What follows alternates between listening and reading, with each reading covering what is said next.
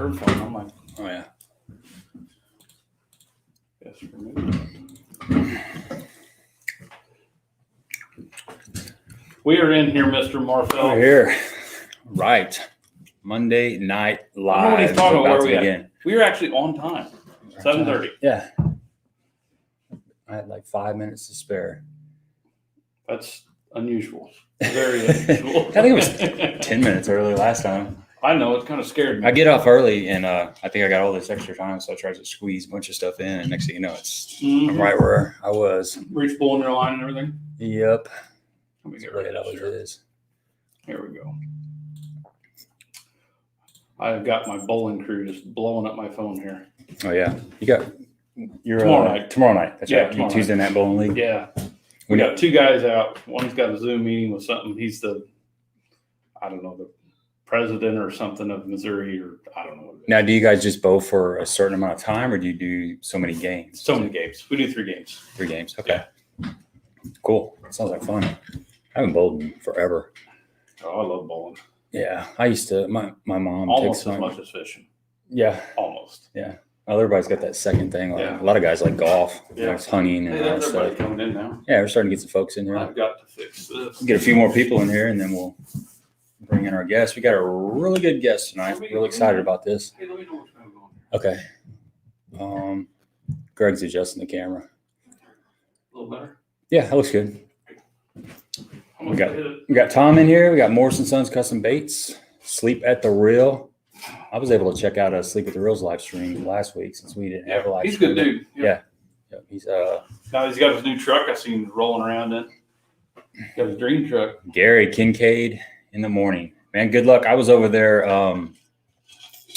last Wednesday, and it was tough. I was out there. I caught 1 fish in 40 feet of water with a small swim bait, and then I caught about a 4.5, 5 pounder on a jerk bait in about 5 feet of water.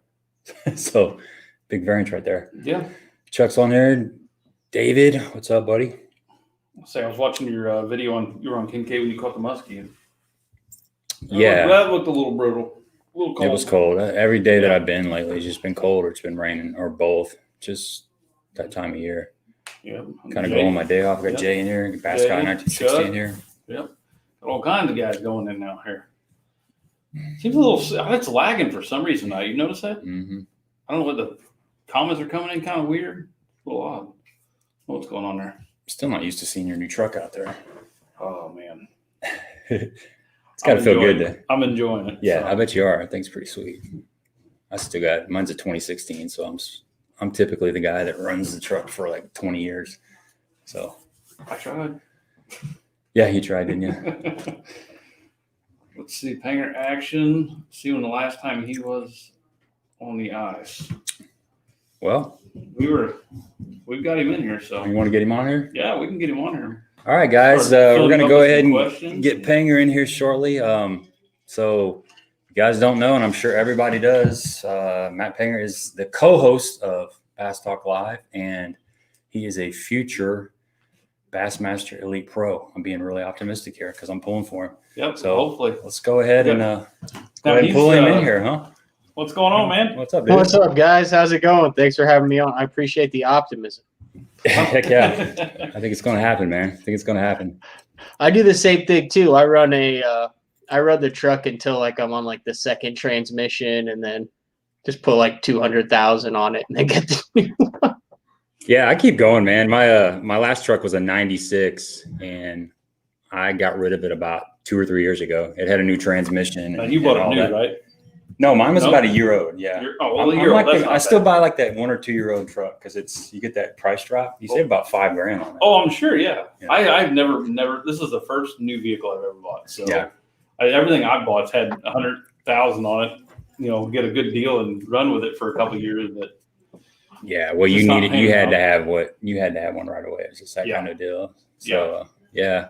So did you get into that Texas snow in Oklahoma? No, none. It was just cold. Not even that cold. It was like, I was talking to Jeffries today. It must have been some weird jet stream thing that went below where I am up in Tulsa and even in Norman. So we're good to go. It's gonna be like 55, 60 the next couple of days. Go out on Grand and throw the A-rig around.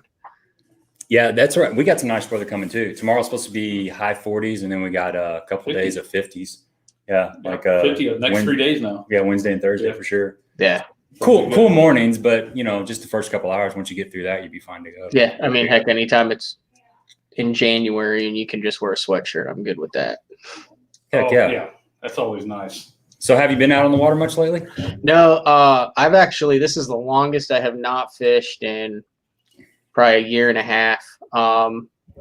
Trying to get the old Bass Cat ready to send back in, and then get the new one and get it rigged, and then I was doing a lot of fishing, and then I paid $7,200 in deposits, and stuff got real really quick. And I was like, all right, we need to do some like future planning here. This isn't just like, oh, the Derby starts next week, let's throw some stuff together and go. So yeah, I've been doing a lot of like, I mean, I've got like, there's somewhere, I got like 2 or 3 different calendars that I've got one on my computer and all that, because it's like stop. And I think I have that Florida tournament in March, and then leave the end of March, and I get back May 16th. So yeah, so like literally the goal is like planning, so like somewhere in April I'm not like, oh, I'm out of money, so I gotta like make sure everything's rolling. So I've actually been spending a lot of time just planning and getting my ducks in a row. Yeah So what all are you fishing this year? I'm fishing all 9 of the Bassmaster Opens, which typically wouldn't be that bad. Like typically they'll have one like in Texas and the Ozarks and Oklahoma, but they put the Centrals in Tennessee and Alabama, and only one in Grand, and then the rest of the stuff, I mean, Smith, Norman, all this stuff is on the East Coast. So I mean, you're talking like 2,000-mile round trip for 6 of the 9 Opens. So it's a lot of travel. And then between the different divisions, you'll have a couple times where there's like an off week in between, but it doesn't make sense to like drive 14 hours home for 4 days. So you just got to stay on the road during that time. I'm like running with Brad Hallman this year, and I'm sure he'll like fly home. But he's also got like 4 kids and a wife. Mm-hmm. So, I mean, he's got to at least show up every now and then. Yeah, you got to keep the peace, man, Yeah, I'll probably just stay on the road, save a little money, and get to the next spot a little sooner. Yeah. So who all are you staying with? I know Brad for all 9 of them. Okay. And I think Andrew Upshaw is going to be in on that. And then I think it's just kind of a couple different, it might just be us 3 for some, and then maybe a couple different guys for each division. Okay. I'm interested to see how many fish all 9, but we're kind of in the same neck of the woods and stuff. So like, we'll be able to kind of run together. And I mean, he's done it for 20 years too. So it's nice to have someone, and I've, covered the Elite Series for so many years, and it's fun once you get on the road. It's the first week and the last week that are the hardest. And then you get in the middle and you just like kind of live it. Yeah. But it'll be different fishing. I mean, I've done 2.5, 3 months before straight covering it, where it'd be like Elite Series, FLW, media event, Elite Series. And you're like, holy cow, there's 3 months of my life. But I mean, I'm sure it's different. I've only done 4 weeks with a boat, 4 weeks straight gone, fishing with a boat, planning. But it's kind of different because you have to like plan your events out. Like you can't just be like, oh, I've got this event, and then you have to like plan for them in advance, do your research, your homework, your baits and all that. Because one of the things I kind of learned this year is like they'll sneak up on you. And then if you're not ready for one, then all the work that you just put in to do good in the previous one is out the window. Yeah, so it's probably hard to be in the moment and fish the lake that you're fishing right then, because you're thinking about that next one. I imagine it takes a little bit of mental practice to get that all under control. I mean, I don't know. I think it's harder to. I like kind of obsess about the lakes. Like right now, we've spent like an hour on Google Earth looking at like every single canal down on the Harris chain, and then have already looked at. But so like I always focus on the next one, and you talk to a lot of the. It's weird. Fishing's a weird deal because there is like no right way to do it. I mean, you have guys that are just total, like throw everything in the truck and their wife tells them where they're going next, and they only get there based on GPS. And then you have other guys who have like file folders and plan their entire year out. So you just kind of have to do it the way that works for you. So I like to kind of plan ahead, know what I've got, and then just focus 100% on what I'm on and not even look at the next tournament, while I'm at that tournament, because they're all equally important. It's kind of weird. It's like a 162 baseball game season. Like, how often do you see that game come down to like one game to make the playoffs? And you look back through 161 games and you're like, dude, you blew like 6 2-run leads in the ninth throughout the year. You just like close the deal on one of those and you're in the playoffs. So like the last 2 years in the Costas and in the Opens, I mean, I came down to like the last day of the last tournament to either make the Costa Championship or the Elite Series and stuff. And it's just like, man, it would be nice to have like 30 more points right now that were just like you kind of threw away back in May. Yeah. So it's a lot to keep up with, man. Yeah, it's fun though. Yeah, well, it helps you realize how important every single bite is, when you get down to the end of the year and you're 30 points out. It's like, it's hard to, you got to fish that tournament hard from the beginning all the way to the end, just to maximize your time on the water. And it's, you got to be in the game the whole time, because like you said, that bite that you miss at the end of the year could come back and bite you. See, I don't think I could fish on that kind of level, because I drive myself crazy enough just local tournaments. Even if it's 8 hours, I just drive myself crazy. I think once you get in the groove, though, once like Matt was saying, once you get out there and you've got everything kind of planned out and you're just able to be in the moment. There's days I get pretty grouchy, but I just pull a Jerry and pull a sandwich out. So then I'm all right for another hour or two. Right. But here's the way I look at that. So, I've spent a lot of time around guys, and I was covering the Elite Series for Basso, and we did on location. I like roomed with Dean Rojas for like 7 years and stuff, and you just see how it's done at the very top level. At the time, I didn't realize like what a gift that was to be able to see how it's done, how those guys get off the water and do it. And I kind of reach a point where it's like, man, if you've controlled, and everyone talks about this, like becoming overused, if you control the controllable variables, you have the right setup, the right hook, the right bait, you fish within yourself, it's kind of hard to spin out, because you've taken care of everything. And if it doesn't happen, it doesn't happen. It wasn't because you weren't prepared. That fish doesn't come off because you had on a heavy gauge hook instead of a thin wire hook, or a 3/0 instead of a 1/0. You just go, dude, the fish came off. It's fishing. It comes off. Like it happened at Rayburn for me this year. Like I had a 6-pounder in my hands on a drop shot, and it came off as soon as I touched it. And that was 30 points just in that one fish. And I just looked at my co-angler and I was just like, damn, that was a big one. And I just went back and fished, but I never dwelled on that fish, because I knew everything was perfect. Like my stuff was perfect. That fish just came off. So that's how I lived it. Like if I had been like, man, I knew I should have retied that leader line if it had broken off, or I knew that wasn't the right hook or something like that. But then, you have the right hooks and everything and it comes off, man, what can you do about it? You literally know you did everything that you could do. Right. So that keeps me from spinning out.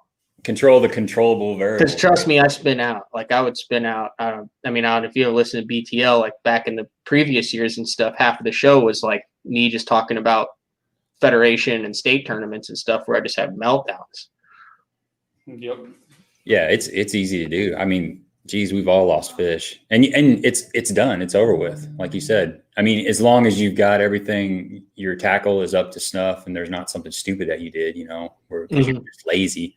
But yeah, we all lose fish. It still hurts though.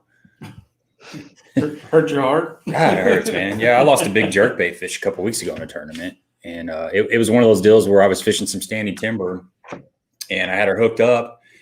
And typically, I keep my rod to the side for the most part. I'm not somebody that comes up high and fights the fish, unless like punching or something, and it just happens really quick.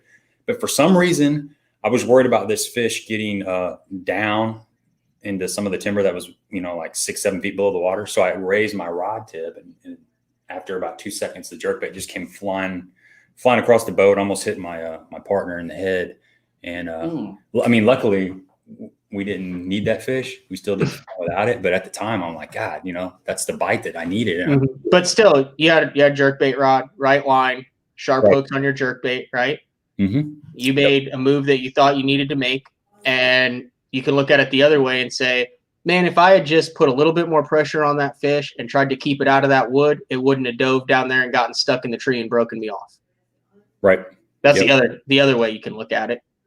Yeah, and then there's times when that fish gets the best of you. He's coming in hot or something. He throws slack in your line, and you still get him in the boat. You know, it's the way it is. The last time I was pissed off at myself would have been table rock in the Costa, and I was throwing a wacky worm in these dock slips, and they were eating it on the fall. So I knew that it wasn't a line deal. You know, sometimes you have to, it's super clear water, but I mean, they were suspended 5 foot down over 30 foot of water underneath the float. So that wacky worm was going, you know, spiraling down, and they were just don't and stop, and you could lean into them. And I had 8 pound test on, and because it was super clear, and I made a comment to my co-angler, I was like, man, I could probably throw 12 or 14 the way they're hitting it on the initial drop. It's a total reaction bite. Well, I hook like a 4.5 pound largemouth with an hour left in the day, and I get him out, and he jumps. And then he starts running back underneath there, and I turn around, and he runs back underneath there, and he breaks me off because I was trying to keep him from getting underneath there. Well, that was totally my fault. If I had at that time taken a minute and a half and put 12 pound test on leader line, which was right next to me, I would have landed that fish. Now, the next day I did it, and I caught 15 pounds doing it, and I never broke one off. But that fish was a $2,000 fish because I was dumb. But you have to learn it the hard way that way. Well, the good thing is that you were able to go out the second day and make that adjustment and get those bites and know that that was the right thing to do. I mean, you know, it cost you a little bit to learn that lesson, but you still learn that lesson. So next time you'll be dialed in on it for sure. Then he said, don't be hooking your sandwich, man.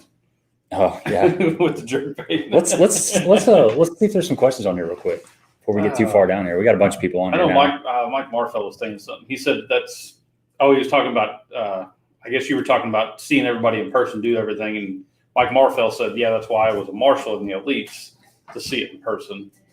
Let's see. I like the deal that Jeffrey's doing with the elite marshal program. That's kind of cool. Yeah. He's offering 2, I believe, paid. He's going to pay the $100 marshal fee. And then you guys can, the 2 people who do it, come on and talk about it. That's a really, really good deal. I actually, I have marshaled as a media observer in a couple classics. And it's just badass to be and see how those guys do it. I mean, that's in their biggest events, and like, there's no messing around there. There's nothing casual. Like, you see how the best in the world do it when everything's on the line. Yeah. And I would say, you know, the co-angling deal is a way to learn from those guys, but you're still kind of fishing. With a marshal, you don't have a lot in your hand, so you're totally focused on what they're doing. Yeah, you learn a lot more watching than you do when you're fishing as a co-angler. Yeah. I mean, the best co-anglers are still really observant as to what their boaters are doing. But when you don't have anything to do but stare at the back of that guy's head up there for 8 hours, you just pick up on little things, you know, whether it's casting or how they're moving their bait or whatnot. Yeah. The decision making is something that always intrigues me. Oh, I seen Joe make it in there. Hey, what's up, Joe? Mike Barfeld said he wants to know what your money bait is. Like, if I just had to pick one day in and day out, your confidence bait. Yeah, wacky worm, trick worm, wacky worm, just a 6-inch green pumpkin trick worm, 16th ounce nail weight, chartreuse tail. Got you. So actually, that brings up a good point. So we were talking earlier before the show, and you're originally from Southern Illinois. I want to know, do you prefer fishing the clear water like we have in Southern Illinois, or do you more of that dingier, rockier stuff like you got out in Oklahoma? So I grew up mainly I was basically like Central Illinois, Decatur, Illinois. Okay. Is where I grew up. So I grew up with the Assumption Bass Club. I started fishing with them when I was 13 years old, fished with them until I was 18, all the club tournaments. So Lake Decatur, Taylorville, Shelbyville, Clinton. We mentioned before the stream started, I go down and fish Golconda, Lake of Egypt, pretty much 4 baits. And you're talking like old school bass club. Black grape, red glitter, 6-inch Producto paddle tail worm, black and blue jig with a super chunk on the back, and a 1.5. And that's pretty much what we'd fit. Like I would just have black and blue jigs and the worm tied on. So I grew up like flipping and throwing a crankbait behind guys, just like trying to catch a fish. Cause you know how it is, can kind of be in Illinois, like, oh my God, I have 3, I'm getting paid. But then when I moved to Oklahoma, and started fishing down here, I was really surprised at how much clear water there was. And I don't know how, but I still power fish a lot. I like power fishing. I love flipping the big line and all that stuff, but I turned into like a finesse fisherman, like West Coast stuff, like love a drop shot, Ned rig, shaky head, trick worm, that type of stuff. And I don't even know why or how it happened, but that's like my wheelhouse. That's where my confidence is. Like a drop shot on 7 or 8 pound test with just a 6 or 7 inch leader. Like, I mean, that's my jam. And I mean, I throw it in dingy or clear water here, but there's a lot of really clear water in Oklahoma. Lake Murray, 10 Killer, the south end of Eufaula, Grand. I mean, there's a lot of 3 to 7 foot water, and then we're not that far from all the Ozark lakes. So Table Rock, and all those up in there. So yeah, I mean, I throw a spinning rod over half the time probably, but also because I'm a big points guy. So like I haven't won a lot around here. But I make like the state team a lot and make the championship events and stuff. And I'm like, you got to be in the championship before you can win it. So I'm all about 10 to 12 pounds a day and then get to the dance and see what happens. That's right. Nothing wrong with that. That's good strategy. Yeah. What's your go-to on the drop shot? I like to go as light as possible on the weight. And since a LiveScope and forward facing and down, to me, I like a teardrop shape because it tends to show up better on the transducer, a tungsten weight. Like a lot of guys will drop shot, and I've talked with some guys about this with the lead, which is fine. But when you get like that denser material on your drop shot, it's going to show up better on your sonar, whether it's forward facing or 2D sonar. So I like the tungsten drop shot weight, and then either just a 4.5 or 6 inch shaken squirrel by Big Bite, or the Robo Worm and bold bluegill. Bold bluegill seems to just be a really good universal color to catch fish all around, especially during the spawn. And if you have a little bit of off color water, and then I use a lot of times I'll just use a drop on it that's just a little bit longer than the worm. Fish it like a shaky head, a Ned rig, a Texas rig. It just seems to get a lot of bites. Gotcha. So Michelangelo said you needed to quit your fishing and focus on growing the BTL brand. Yeah. Yeah. Back by 1960 says to ask you about Mike's Tackle World. Yeah, do you guys know about Mike's Tackle World there in Decatur? No. It's so Mike and Joanne Lowe have had this tackle shop in Decatur. It was in a different location when I was a real little kid, and I guess they had a fire and it burned down, but they've got this crazy tackle store, and for the past 20 years they just keep adding stuff to the shelves. So like if a new bait comes out, they'll just chuck it on top of other baits. And it's if you're claustrophobic, it is not the place for you. But they used to have a ton of old rogues and wiggle warts and all the old school baits that you couldn't get anymore. And then when the Elite Series went there for the All-Star event, I think it was like 2012, it kind of got blown out of the water a little bit. I think A-Mart went in there and dropped a couple grand on old stuff, and Fishing Tackle Retailer did an article about it.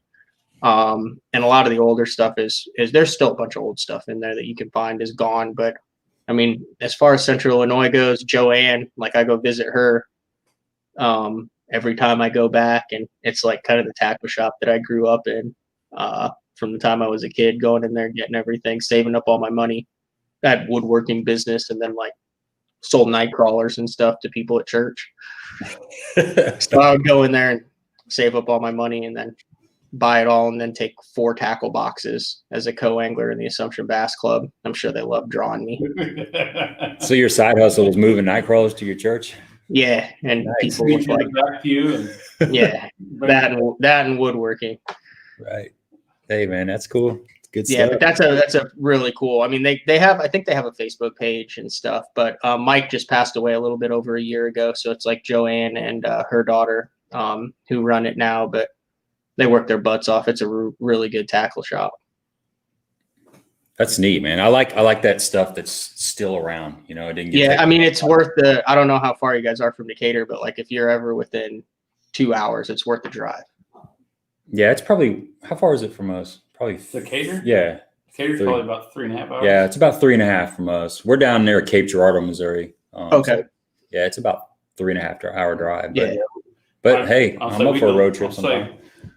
I mean, I mean, just plan on spending probably about 30 minutes a row, and there's 7 rows in it. Dang. Okay. I mean, it's insane. It's insane. I'll hop on one of the trucks with one of our Yeah, we can substitute a St. Louis trip and just go to Mike Tackle Road. Yeah. It'd be fun. You can write it off as a business expense. Exactly. Yeah. Definitely. I'll say we send stone up there from my company all the time up in Decatur. So Yeah. Right. So I want to dive into something real quick, and this is kind of funny. I was listening to the show today, and you guys were talking, or you were talking about the Indonesian fisherman that caught the Chinese drone, Chinese underwater. Yeah. How about that? Yeah. Did you hear about that? Okay. No. So, well, go ahead, Matt. Tell that story. I just read the article, and the guy, I guess, caught it in his cast net and was like, "What the heck is this?" And it's like the 3rd one that they found, and they think like China is like mapping out the underwater thing for their submarines or something. But basically, it's like a 5-foot long underwater drone. I just saw potential, like on the Great Lakes, to drop a little sucker down there and swim around and find pods of smallmouth. I mean, that's where we got to be headed next. Right. Well, I was thinking we had made a comment about we talked that. about this a while back, and I remember Jeffrey said there was one already out there in production, and I was thinking for like mats, those big hydrilla mats for a little small submarine to go up underneath those mats and kind of scan around and see what's, because those fish in the mats, you can fish 1,000 yards and not get a bite, and then all of a sudden you pull up in a little 20-yard stretch and you get, you find a school. That little submarine can just kind of cruise through there and eliminate all that dead water. Docks, the very back corners of docks, the walkways and stuff, instead of having to go all the way down the side of the dock to the back, you can just run that little, submarine up there. Yeah. I think it's a great idea. I think if it comes to that point, I think I'm going to have to rethink the fishing deal. I'm still trying to get an Ultrex, so, Oh, but yeah, I thought that was pretty cool, man. That was an interesting story. Yeah. I guess, I mean, I got a message or two on Instagram, and I guess there's a couple guys that are doing it. Mm-hmm. Like, I guess it exists. Well, I heard Randy Blockett's willing to put up some money to buy like 1,000 shares in the company. In the underwater Joe. Yeah, that's right after he buys stock in Garmin. Right. That's like Smallwater Charter said. He said it'd be a gator snack. Yeah, he's down there in Florida, Smallwater Charters. Yeah. I did see. Hang on, just a second. There was a question up here. Chuck wanted to know what your thoughts are on 6th Sense baits and rods. Dude, it's interesting. So I think, and I could be wrong on this, I think the guy who owns that, his name is Casey. And so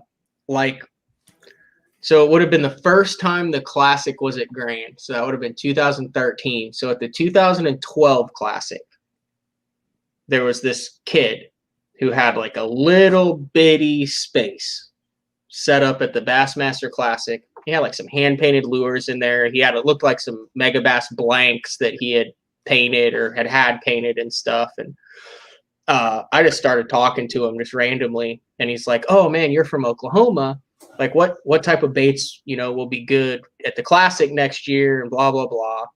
And it was 6th Sense. It was like the first deal he'd ever been. It was like just him, and he was just kind of set up there. And to see the growth of that company and the baits that they have and the SKUs that they have in the big box retailers and stuff, like, I'm not like an expert in their baits at all or anything. I haven't used any of their rods or any of that stuff that's new out there, but it's cool to see how fast they've grown and how they've kind of made premium paint schemes kind of a household item. Yeah. I'll say they have some of the best paint schemes out there. And I have to say, I think most 6th Sense baits I've ever bought have been a little bit better quality. They make like a wake, and I'm like, I don't know the names or anything. They make a wake bait. It's kind of like curved, and it's got like a big rounded bill on it. that thing moves some freaking water. It's a really, really good wake bait. I don't even know the name of it. I've got like 3 of them. Yeah. When it's muddy in Oklahoma during the shad spawn, you can run it right up along the bank, along the riprap, and crush some good ones on that one. Mm-hmm. Yeah. Yeah. I've thrown a few of their crankbaits. The Provoke, I've thrown that a little bit. They seem to be pretty good. You know, I've thrown a little bit of their plastic stuff. They just came out with that line of plastics not too long ago, and it seems to be decent as well. So that's cool though that you saw that dude when he was just getting going. Yeah. Yeah, that would have been almost 10 years ago now. Yeah, it would have been 10 years ago. You just never know. You never know. Yeah, Johnny B said, "How are you from Illinois and don't know how to fish grass?" Their Flow Glider 140, I think, too. Like for an entry level shad style glide bait, unreal. Really? I don't know if the newer ones are like it. I've got some of the older ones, but I mean, it's like what, $20, maybe even a little bit like that, and you can throw that thing around docks, and I mean, it is very reactive, very small. It's a great tournament glide bait.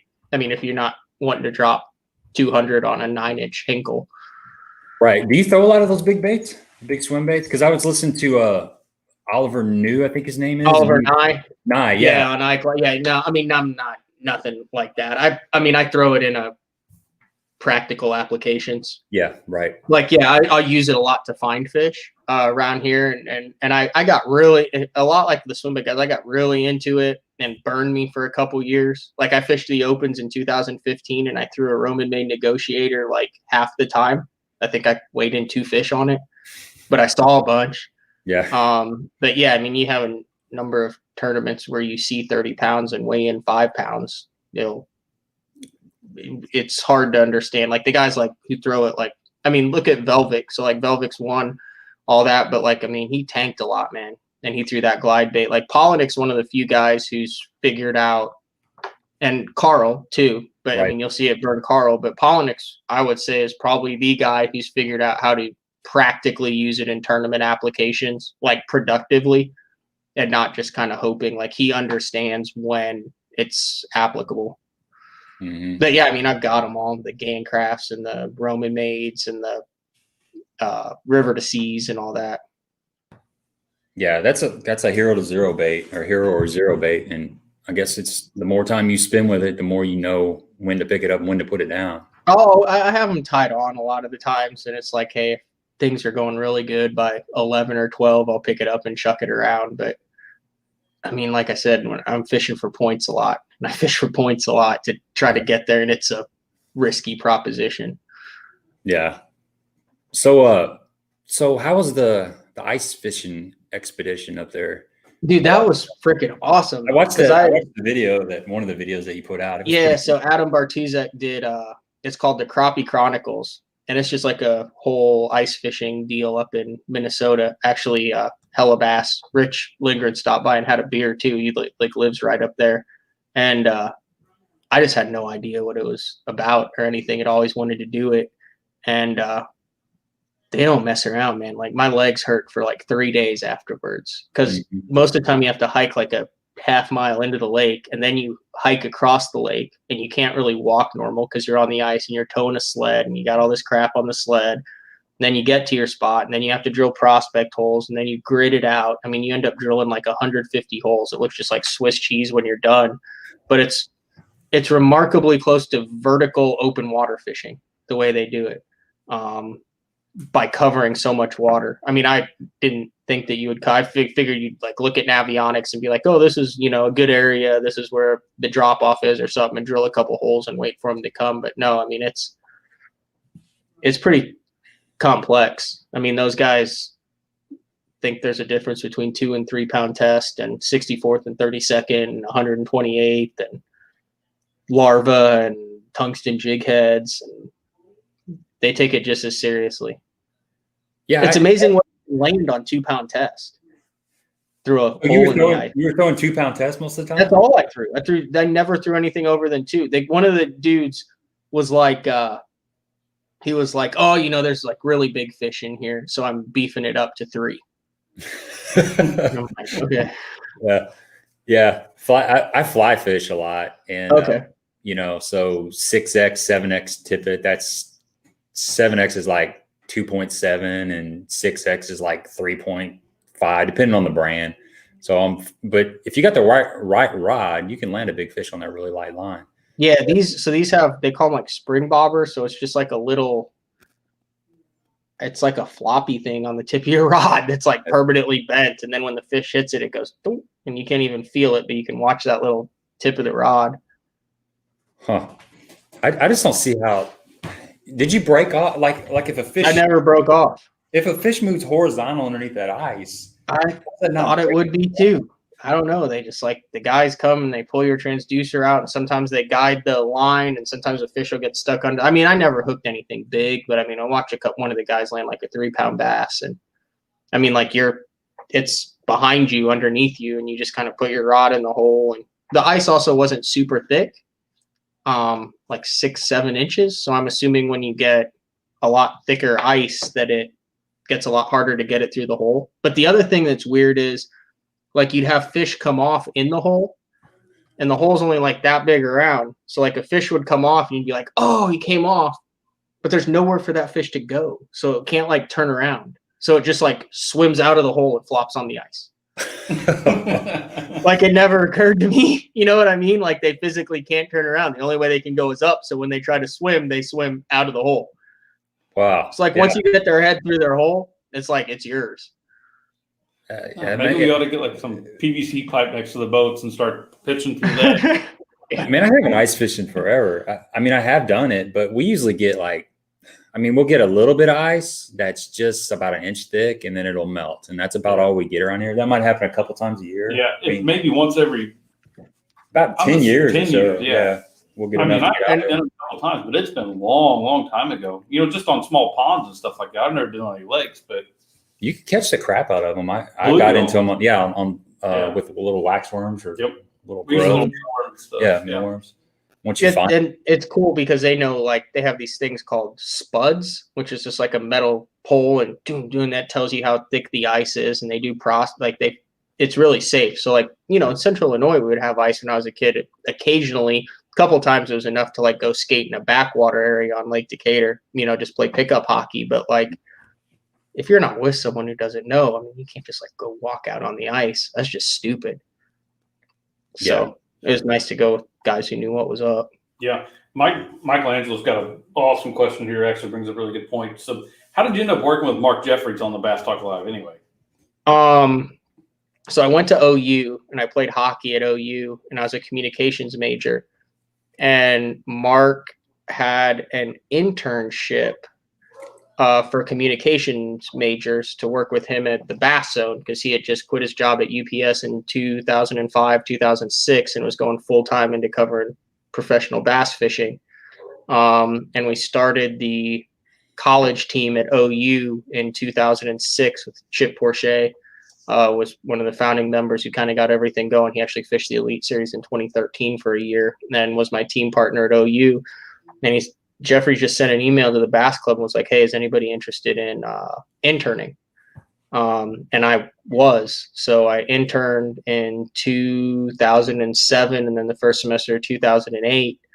And a couple of the other writers and stuff, or one of the other guys that he had writing for him, wasn't able to do some articles. So I started writing, and my mom was an English teacher for 30 years. So I knew how to write and wanted to be involved in the fishing industry since I was a little kid, wanted to fish or be in the fishing industry.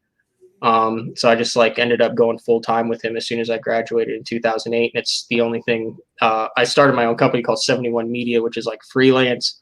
I'm pretty sure it's just because Mark didn't want to like have an employee and have to like pay me and all that stuff. So he's just like, oh yeah, start your own, and then I don't have to give you anything else. But it actually worked out. Are you just kind of, huh? Are you calling him cheap? Oh, big time. Yeah. Huge. Yeah. I worked for like the first year. Like my parents were like, this is a great opportunity. We'll like support you. He like didn't pay me for the first year. Oh, wow. It was like fishing baits, and he took me to some Elite Series events. Like, and I was just like, oh my God, this is the greatest thing ever. And then you're like, okay, well, we have to actually make some money at this. And it just has evolved from there. So I'm sure you get free bowling lessons, right? I only bowled with him once. JD, actually, he's got a tackle shop in Illinois, won the Bass Fishing Hall of Fame auction.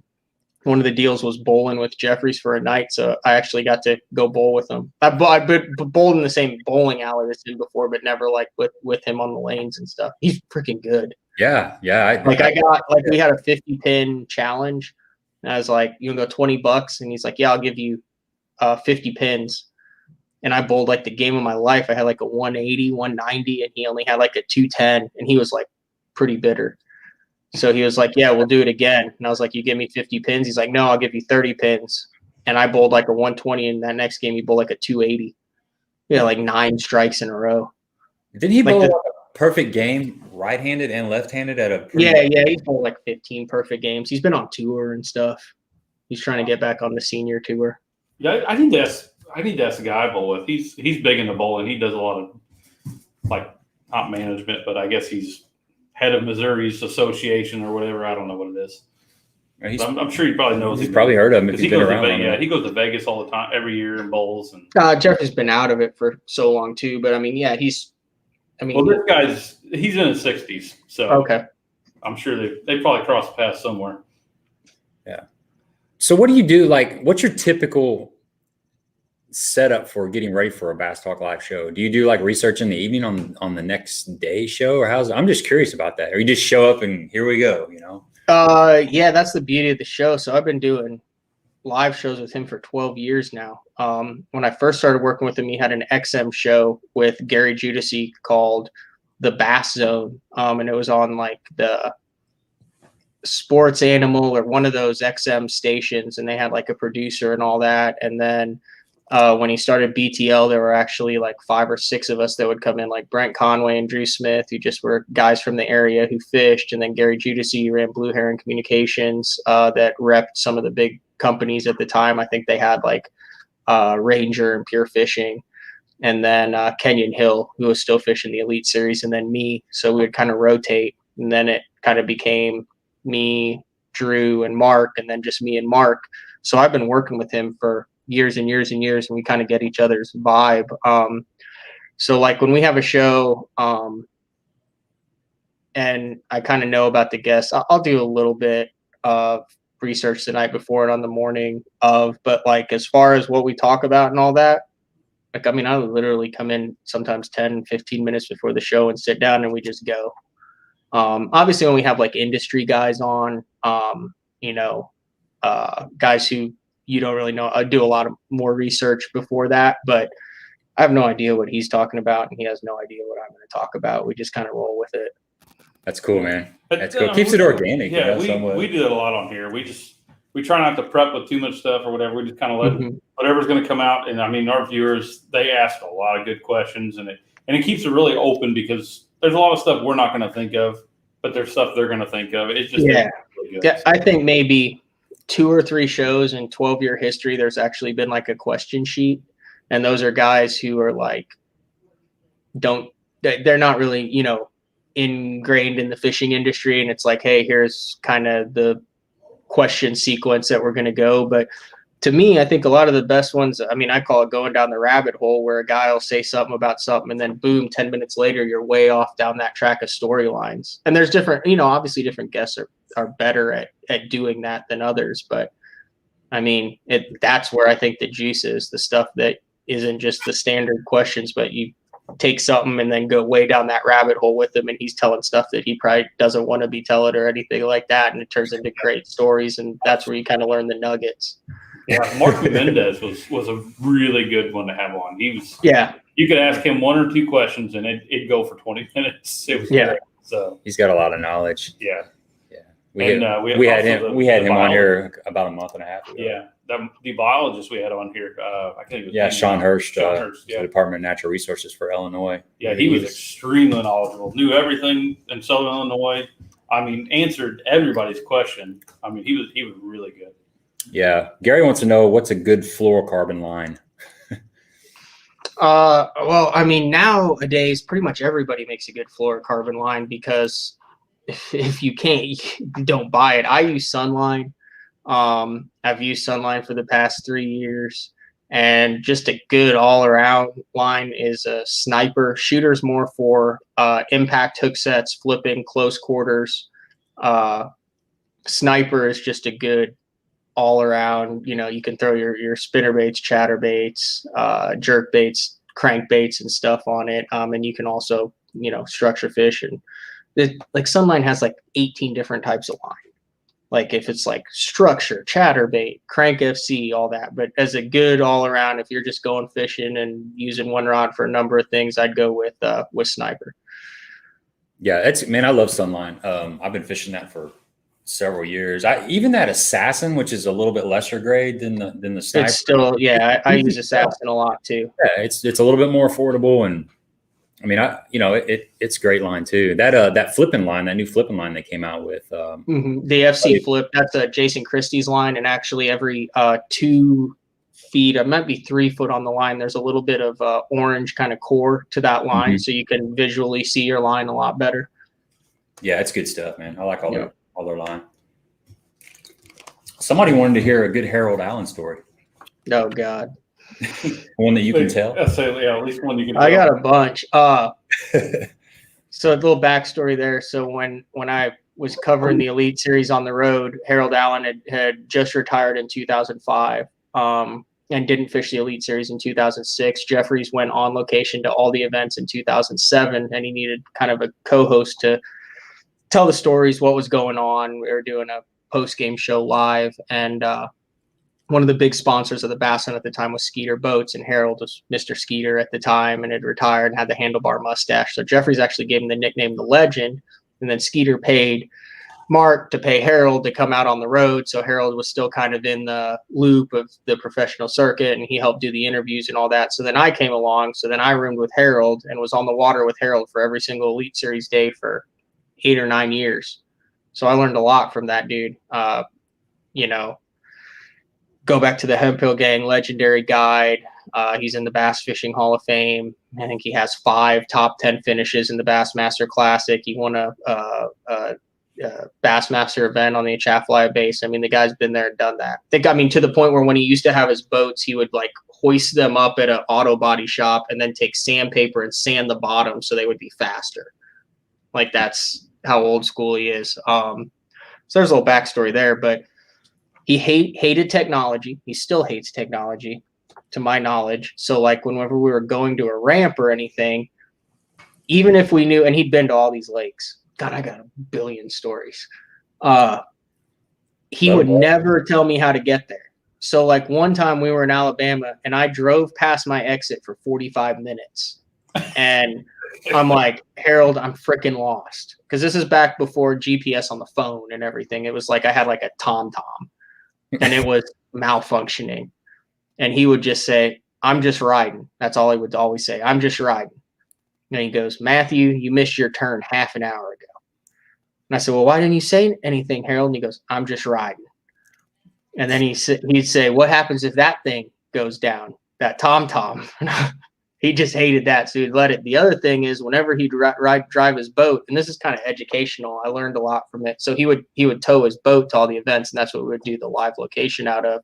He would run, like if we were on a lake that had a lot of stumps and stuff, he would run as close as he could to the biggest, gnarliest, nastiest stumps sticking out of the water. I mean, like, make sure your arm's in there so he doesn't get ripped off.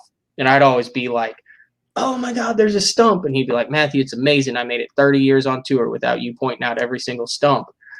But I always thought he was doing that to jack with me. And one time he said, the safest place you can run is close to the biggest trees on the lake, because when they were growing, they grew up and they created such a big canopy that no other stumps or trees could grow within the canopy of those big stumps. So if you drive big stump to big stump to big stump, there's no way anything could have grown around that in the time. So you know that that's a clear lane that you can run, which I thought was pretty interesting. Pretty cool.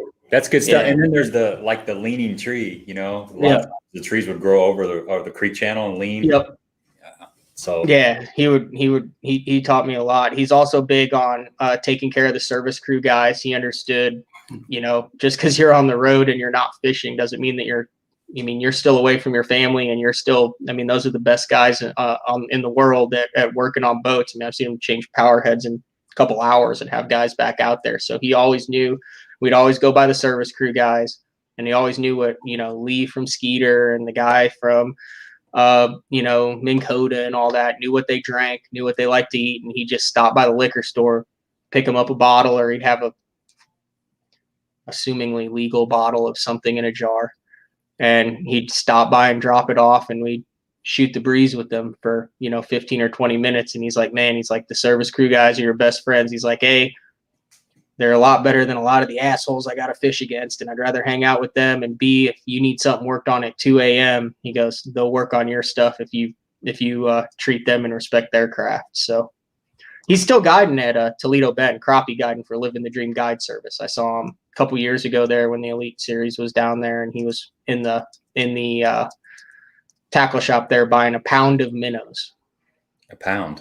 A lot. Yeah. Serious. Yep, just a big plastic sack full of minnows. And he takes people out in a pontoon boat, and they anchor over a brush pile, and he tells dirty jokes and takes crappie off people's hooks for 8 hours a day. Sounds like a perfect way to spend your afternoon. I don't think I'd want that. Yeah. He had open heart surgery and a bunch of stents put in a couple years ago, and he was like elk hunting 2 weeks later. Tough.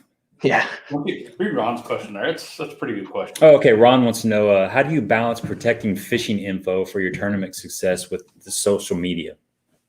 With your social media. So basically, how do you separate tournament fishing information from your tournaments with your social media? I don't know if that makes sense. Yeah, no, it does. So if it's a lake that I know I am going to fish a lot on, so like I fish a lot of tournaments on Grand that I didn't film, or a lot of the Bass Nation stuff that I didn't film because I know I fish those lakes a lot. I just tend not to really put that stuff out or talk. I'm not saying I have like magic stuff on any of those lakes. I pretty much fish community holes and, like I said, catch 10 to 12 pounds. But when you start traveling regionally and nationally, the only thing that I'm kind of try to be careful about is obviously you can get legal information in the opens up until the Monday before the tournament. So if I have someone that helped me or, show me some areas or something, I try everything I can in the videos and in the recap, just tell general areas. There's no point in burning another dude's spot because he helped you out. So, I got some cool stuff that I'd love to show, but I just don't put it in there just to kind of protect that. But for the most part, I'm fishing lakes that I'm not familiar with. I don't know when I'm going to be back there. The chances that we'll be back there in those exact same times and areas are low. And even if we are back there, it's really hard to catch someone else's fish. So, yeah, I know I'm giving, and I can tell. I know guys are looking at it. Like, you look at the views on videos and stuff that I've done on like Cumberland and Sam Rayburn and stuff like that, and like boom, there'll be like 1,000 spike when there's a big tournament coming up. But I'm doing the same. I'm doing the same thing too. I'm going back and looking at all the other people's videos. And now in today's day and age, there's so many guys that are doing so many videos. You could watch one tournament and you could watch my video and Scott Martin's and Todd Castledine's and Brad Hallman's and Andrew Upshaw's and however, and many other guys. We're all doing different stuff in different parts of the lake. And if you're on a 80,000 acre fishery like Sam Rayburn, unless you're fishing next to a bridge or one of the few, indistinguishable spots, it's really hard to tell where you are.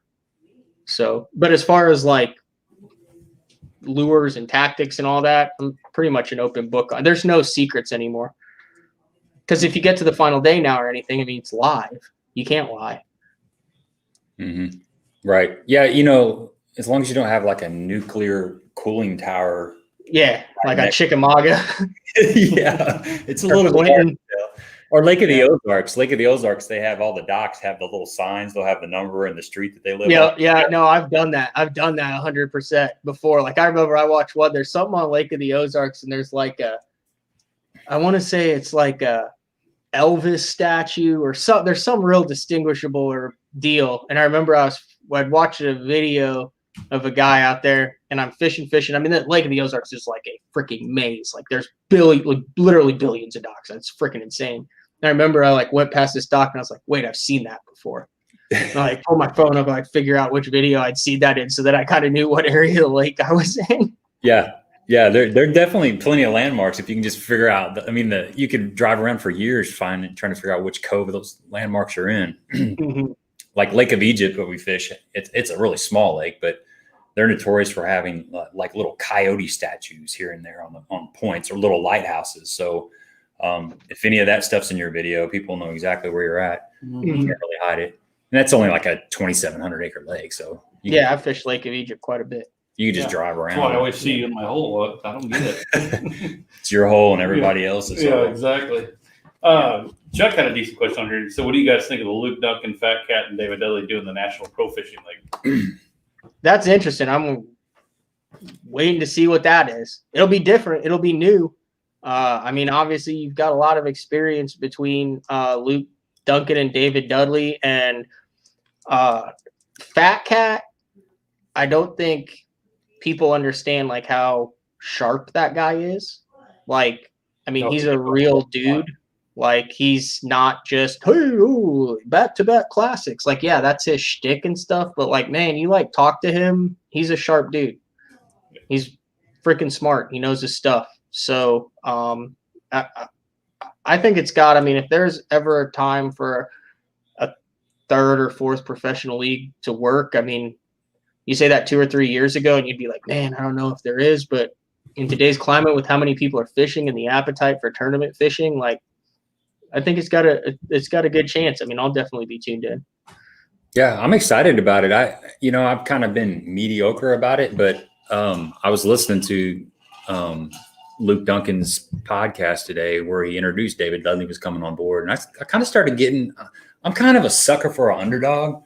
It just doesn't matter what sport it is. I'm just a sucker for an underdog, and I'm kind of, I hope it goes off good. Yeah, it'll be interesting. I know Luke posted this up. I think he might maybe be fishing the Opens, and then David Dudley's obviously fishing the BPT. So I know that league made a point to not schedule on top of the Bassmaster Opens. Yeah, they didn't exactly like work with Bassmaster on it, but they had an open line of communication there, which is a really good place to start because you got a lot of those anglers. I know Joel Willard, Greg Mansfield are fishing all 9 Opens and the NPFL as well, which is like a 15 tournament schedule, but it allows guys to fish a division of the Opens and the NPFL, which if your goal is to be a professional angler, full-time professional angler, it's good to have as many avenues as you can. So I'm optimistic about it. We'll see.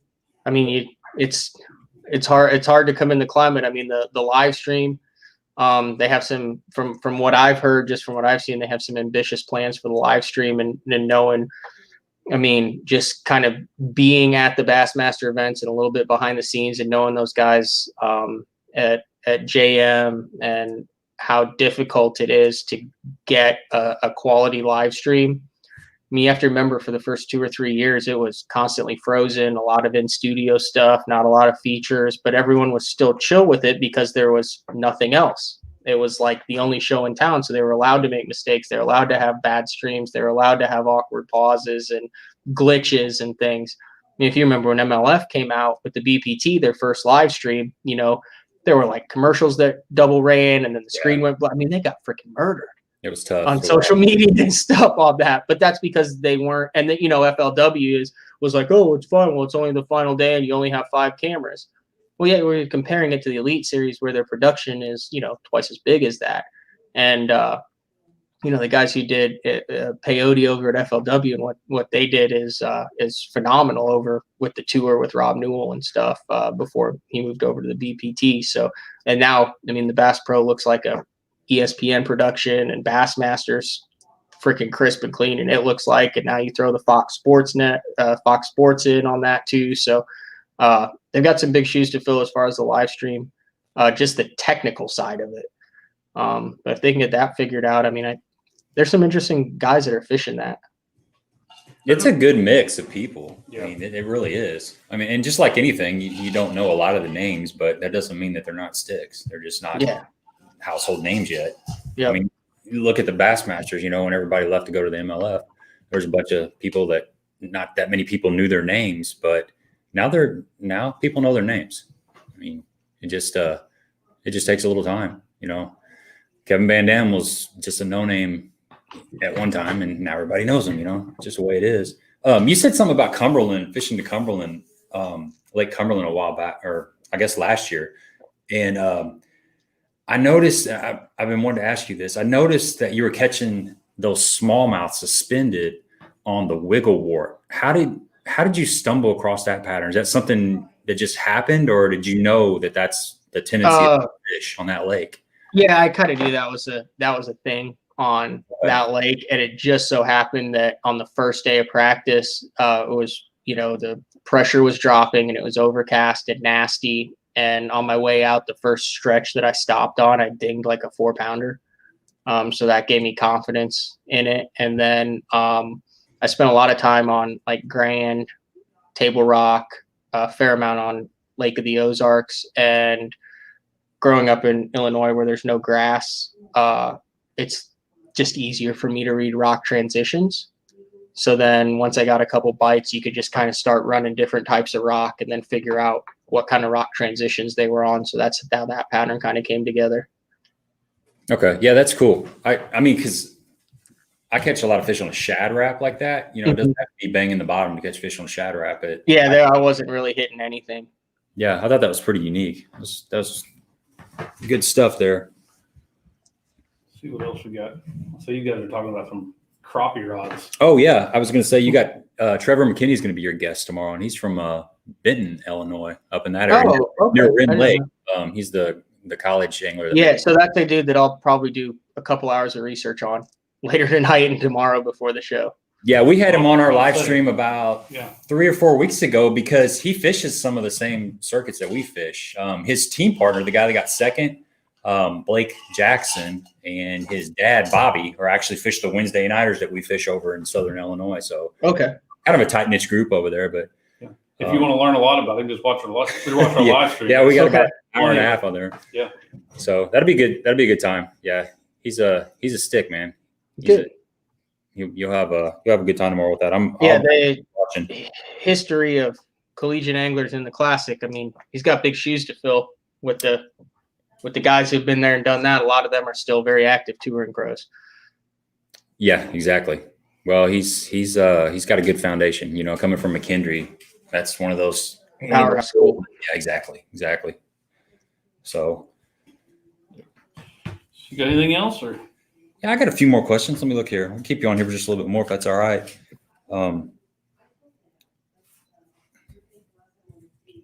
Okay, I got one for you.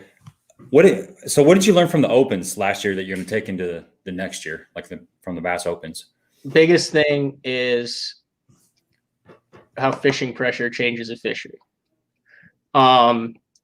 Even I think in the Kosas and Toyota series, now there was only like 100, those numbers were going down when I fished them in 19. But in the Opens, there's a lot of guys who spend a week on a fishery before the tournament starts. And it definitely changes every day of practice as it goes on. So the hardest thing for me was when you get bit or when you get on a bite, trying to determine, is this something that will be viable for the next 3, 4, 5 days? Or is this something that will just get destroyed? Because, I mean, if you have, like at Rayburn, there were 225 guys in the tournament. Now, granted, that's a big lake, but, I mean, you get a juicy stretch of grass in a popular arm, and you are there on a Monday and you catch 3 or 4 because the tournament doesn't start till Thursday and you're trying to figure out if they're 2-pounders, 3-pounders, or 5-pounders. And then 12 other guys go down it just that day. And then 30 guys go down it the next day and the next day. I mean, you just took 40 fish out of there. So is that still going to be viable in that? And then the other thing that you get on that I noticed is guys will do rotations. So you'll be in one section or one area of the lake one day and there'll be 50, 60 boats there. And you're like, well, this place is just going to get toasted. And then you'll drive by it the next day and it'll be just like a ghost land. And if you hadn't seen it, you wouldn't know that all those guys had been in there the day before. So it seems like a lot of guys will have the same practice schedule. I'm going to do this arm on Monday, this arm on Tuesday, this arm on Wednesday. And if you're in an opposite rotation, you think you're in no pressure. And if you're in the rotation with them, you're like, there's freaking boats everywhere. So you have to figure out exactly what you're dealing with when you get bit. Mm-hmm. That's that's why you'll show up at your starting spot thinking that you're the only person that found that, and there's 5 other guys in there. Yeah, and more often than not for me, I would show up and be like, oh, I got an early boat draw, thank goodness. And I'm going to start right on the freaking juice because there's going to be 12 boats in here. Like at Neely Henry, I was boat 36, I think, maybe earlier than that, maybe 19. And I was the 3rd boat in the area where I wanted to start. And I'm like, I talked to the guys. I'm like, hey, I'm going to trolling motor past you. I'm going to go to that area over there because you're fishing this area. Okay. How many boats you think will be in here? I don't know, 10. But then there are only 4 boats in there the whole day. But then other area, it's really hard for me to time. And that's just experience. That's just not, you get guys who fish hundreds and hundreds of tournaments and they can kind of gauge it a lot better. But it's the easiest way to get burned, I think, is to pick an area that gets decimated before the tournament starts. And then you're like, well, where did all these fish go? And then they'll even move within the area. So you can go down a stretch and there's a population of fish there. There's bait there. You're catching clean fish, fish that aren't hooked. They're eating the bait well. They're not hooked on the outside of the mouth. They're aggressive. There's no reason for them to leave. They have everything they need there. So they're there, that maybe they just slid up further. Maybe they started using a different type of cover. And I think that's all just because of fishing pressure. Mm-hmm. So how do you make that judgment call if you're in an area that you got a lot of confidence in and you go through it with the bait you've been catching them on and it's not happening? Will you punt or will you change tactics? If you're fishing a lake that you don't know very much about, to me, it doesn't make sense to go run somewhere that you don't know. Hell, I did that for 10 years and I can count on the number of one hands that I actually stumbled on something in the tournament. So I'd rather stay around where there are fish. And then once I've kind of in practice figured out that that's a productive area that I think I visit it 3 or 4 times. Now I'm not going to jack them if I'm catching good ones, but I'll shake it off. But, I'll try to be open-minded and figure out, if they're not here, where do I think they'll go? So instead of just fishing the edge, maybe I fish a mix of something, or instead of fishing the corners of the dock or the cross braces, maybe they slid up under and you have to slide a chatterbait up underneath there. Or maybe you have to swing around to the back and pitch a drop shot to the back of them because of the pressure. They slid up further in the docks. Or, maybe they suspend it out. So you can actually fish through an area and fish completely different stuff than you would if you just go through there keying on one thing. So just try to find different things. Like at Rayburn, the key, I was catching them in just a straight edge hydrilla, just a mat underneath it. And I was punching through and I didn't know much about grass, but I also figured the second or third time I went through there, I couldn't get bit. It was in practice and I was just going to shake them off. I caught a 4 and a 3.5 and stuff in there the first time I went through. So the next day I went through the same thing and I didn't get bit at all. I'm like, well, these fish didn't leave. So I figured there's a mix between pads and hydrilla. So then I started catching them in the mix, and then there'd be little points and you'd catch one on a little point.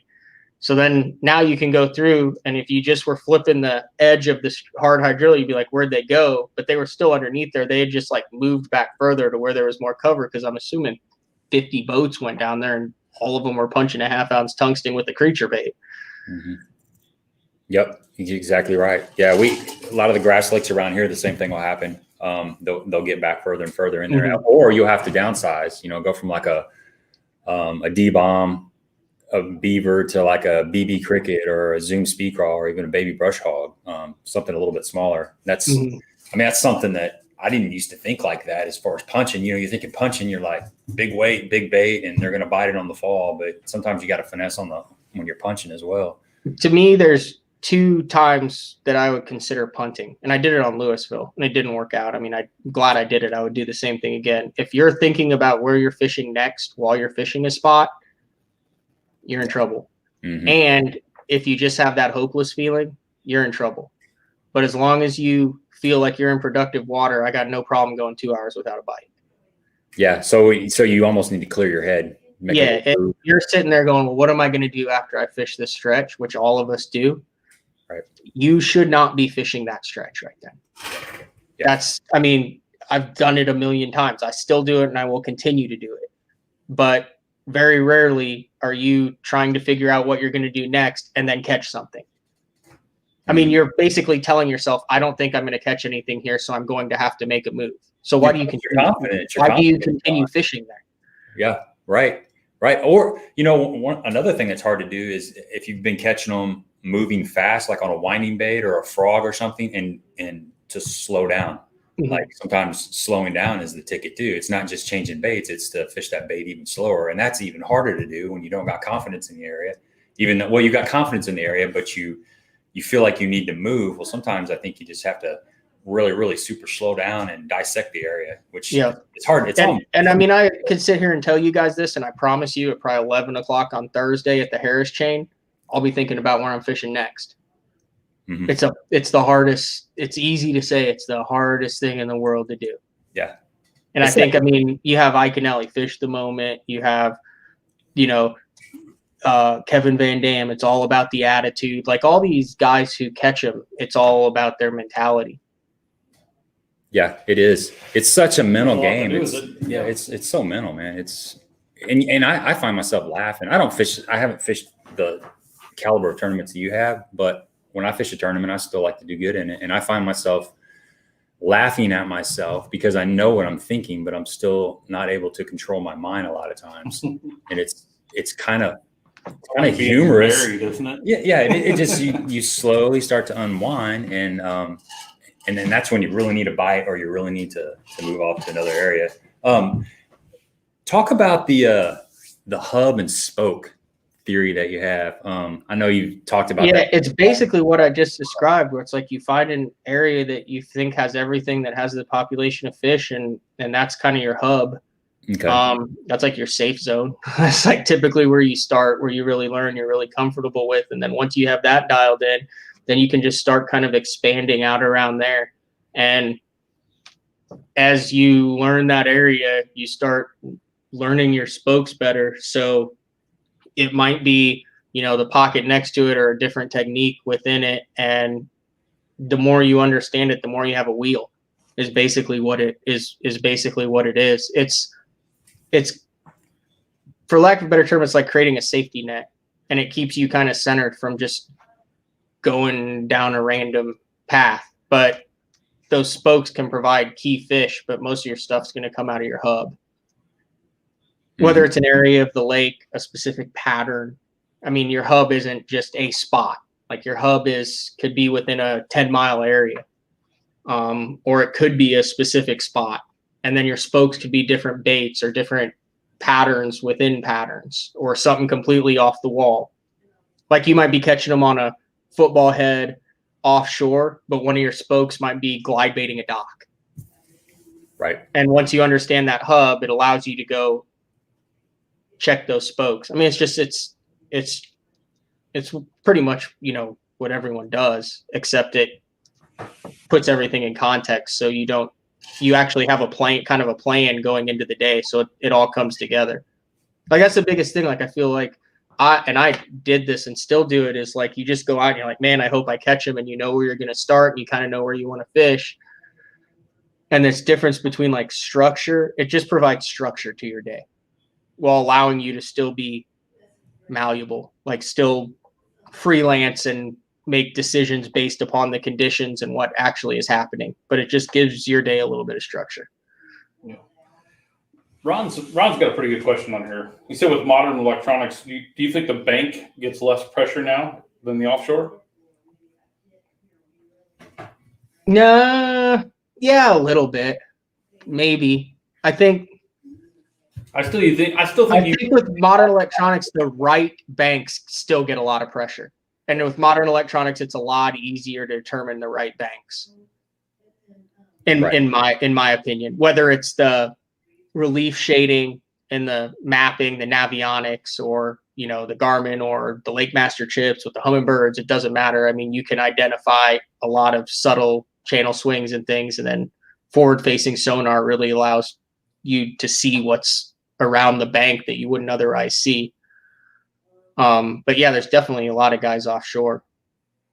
I think the kayakers have offset the offshore fishermen, in my opinion, because we've seen so many more. The last couple of years, the kayaks have just become so prevalent in our lakes. And see, I have not ever ran into the. I mean, you hear guys talk about, they're on a bass tournament or they're fishing and there's, 150 kayaks or vice versa out there. I have not run into the kayak deal yet where there's, a bunch of kayakers out there. I'll see one or two, but I haven't. Yeah, we ran into them at Lake of Egypt. It wasn't a kayak tournament. It was I think it was like a marathon or something. That was like a poker run. Poker, yeah. A poker paddle. Yeah, that's what it was. It was like 300. Yeah. But dude, I mean, those kayaks have LiveScope and 360 down imaging and whatever, the torpedoes and the trolling motors. I mean, those guys are offshore too. Yeah. There's a lot of good fishermen that are kayak fishermen that are way off the bank now. That's true. I've seen them at Kentucky Lake out there fishing a BFL where they're having a kayak tournament and those guys are out there on the ledges. With their flags out on the ledges, just like, hey, don't run over me. Jeez. That's they're good. So you get those guys in the kayaks with the green kayaks, the hunter green kayaks. It blends into the background. Oh, you cannot see them. Yeah, guys. that's super, super dangerous. Yeah. Yeah. So we're talking about LiveScope and offshore stuff. Talk a little bit about chasing big crappie with the LiveScope. That's like I've never hunted. I've sat in a duck blind a couple times while my buddy hunted, but crappie fishing has always been my wintertime thing. And then I got hooked up with the guys at the Bass Tank, and John Sukup, who fishes the Bass Nation, is he's one of my good friends, and he got into this thing. And I mean, you can look up the videos. Holman has some videos. It's called Monster Crappie. I've only been doing it for like a year and a half, but it's a 12-foot rod and 20-pound braid and an 1/8 ounce or a 1/4 ounce jig sometimes, and you're just literally chasing pelagic crappie that are suspended over open water in 38 to 45 degree water. It's the same fish that the spider riggers catch. So the guys who have all the rods that are out, they just troll down. It's those same fish, except you're seeing them on your forward facing sonar and you're sneaking up behind them and you're dropping a 12 to 14 foot rod in their face. And then when they hit, you just go as hard as you can and the rod just doubles over. I mean, like in the past year and a half, I've set my personal best crappie like 7 times. Holy cow. Yeah, like I had never seen a 2-pound crappie before a year and a half ago, and I probably caught 60 or 70 of them now. Wow. Damn. Yeah, I mean, they're freaks. So that's what you're doing. You're going out just specifically to target.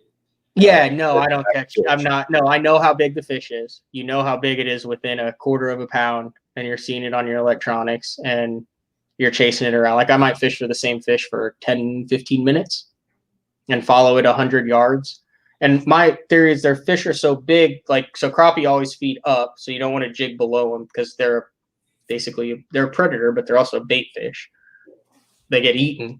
But these fish are so freaking big, there's nothing in there that can eat them, so they have no problem. They just wait for the shad to come past. They don't have to exert any energy.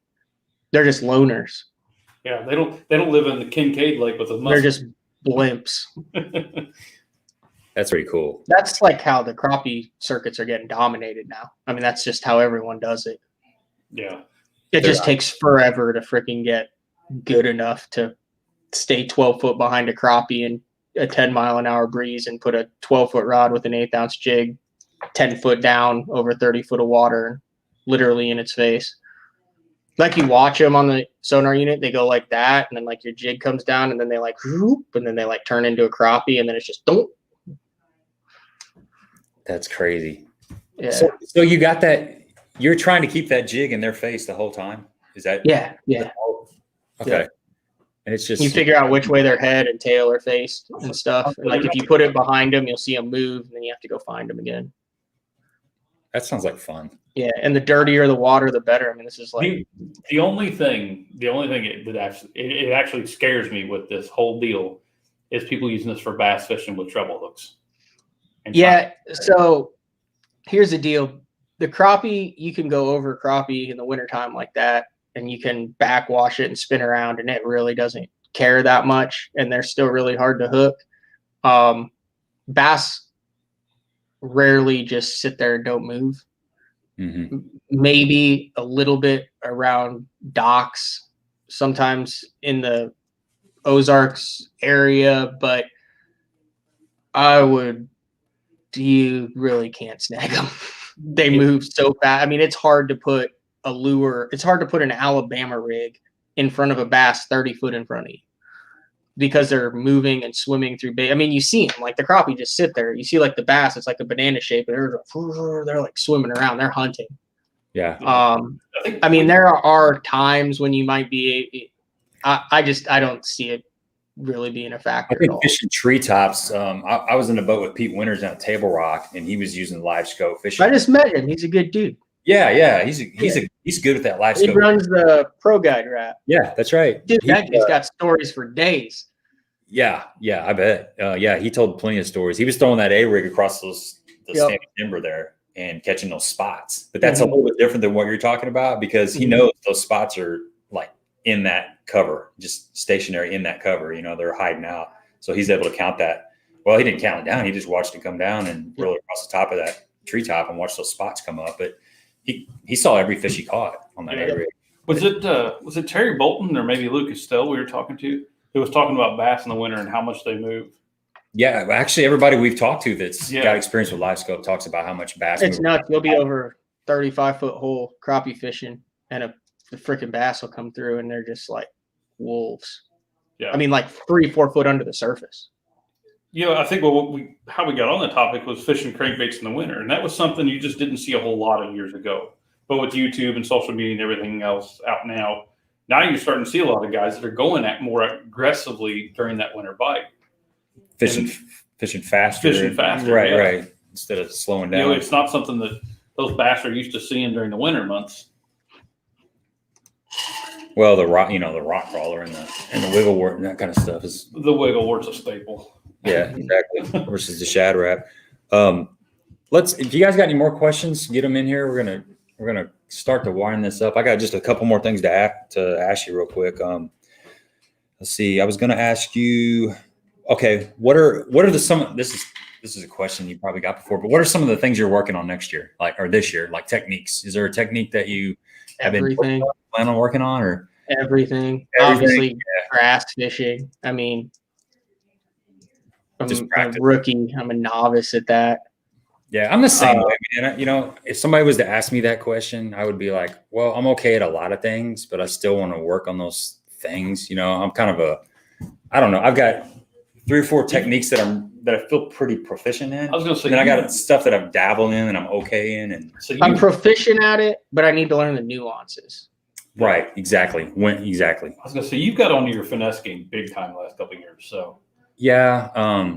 Well, it's because it's gotten a lot of times you got to pick up that finesse stuff to get bites. Matt said he's gotten into it. I just can't do it.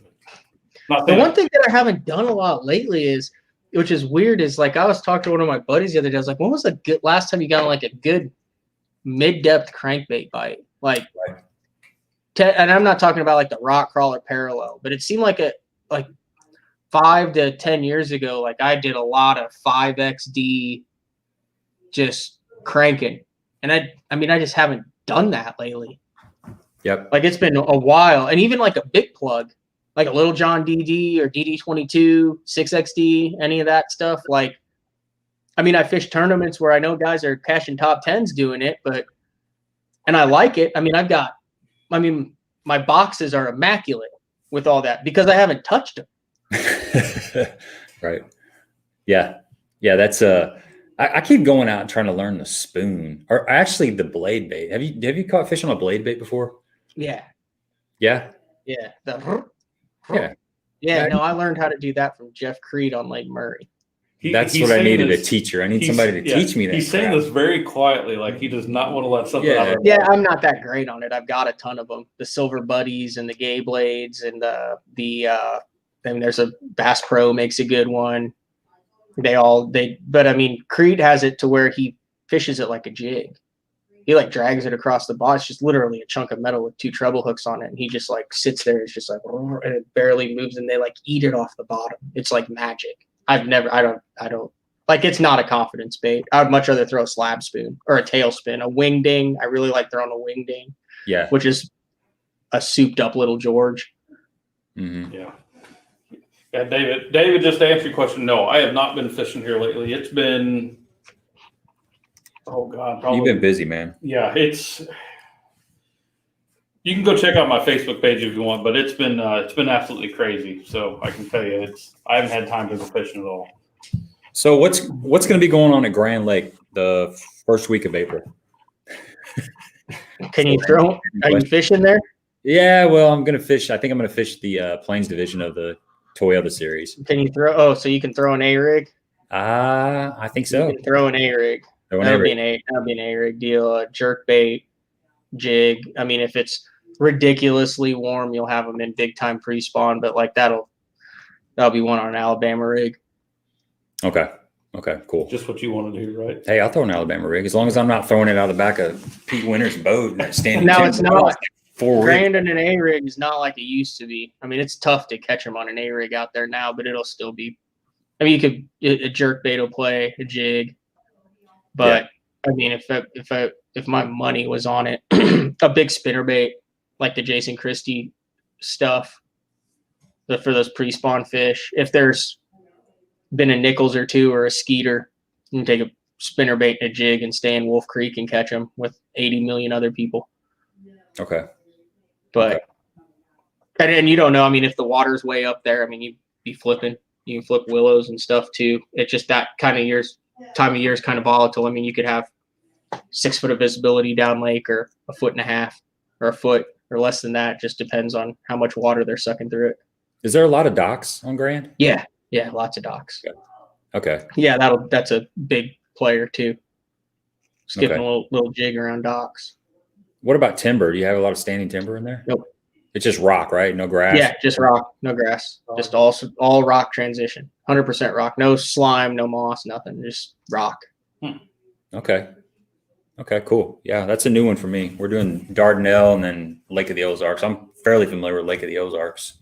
I mean, not as many docks as Lake of the Ozarks, but right. I think it's got like 70,000 docks. Nobody knows. Yeah, it's like nuts. Lake Nobody really knows. Lake of the Ozarks in the spring, I fished that tournament, and I swear to you, I hooked a turtle. And that thing, I'm like, look at this. And it was a freaking spotted bass that was so fat it looked like a pie plate. And it couldn't even fight. Like, it hooked it, and it's just like, like you hook a turtle in the paw, and it's like, Yeah. That's like my rod's just going like that. And I'm like, what the heck do I have here? And it was just a spotted bass just wiggling back and forth. And I get it in, and it's just like, it's like 15 inches long, like that big around. I was afraid it was going to burst. I'd never seen a fish as like a gland problem.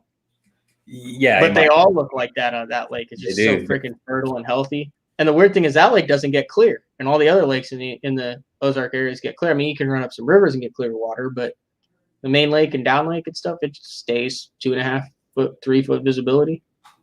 It's always got a nice tint to it. That's a really good lake. It puts out a lot of nice quality fish too. It's been taking some big ones to win. Mike said a jig around docks. Yeah, imagine that. My buddy Mike's a big jig fisherman. So, all right, man, we're gonna let you go, dude. It's been fun. It's been real. Anything anybody you want to give a shout out to before we let you go? I mean, you got your Bass Talk Live, so you do plenty of that in there. But just any social media, anything like that you want to plug?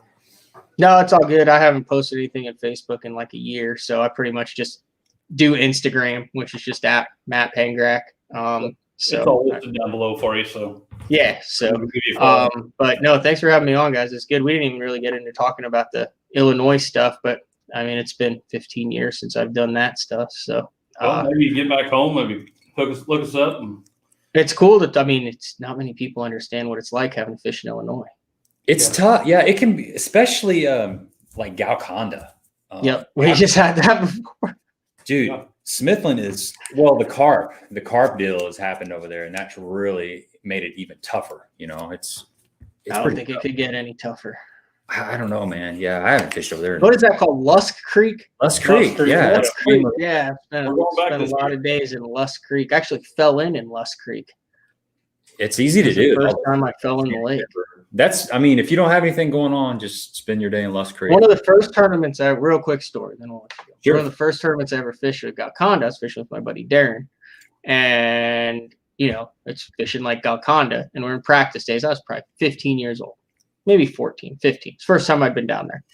First of all, we were in the marina right there getting gas, and I picked up one of his Lucky Crafts back in 1999, 2000. Like, I mean, it was like one of the early, and I intentionally snagged a gar while he was getting gas, and then almost had to get stitches on my finger because he was so pissed that I used his rod and his crankbait to snag a gar while he was getting gas. Oh. But anyway, we go out there, and there's all that, like right when you go out of the marina, there's all those laydowns right on the right before you go into Lust Creek.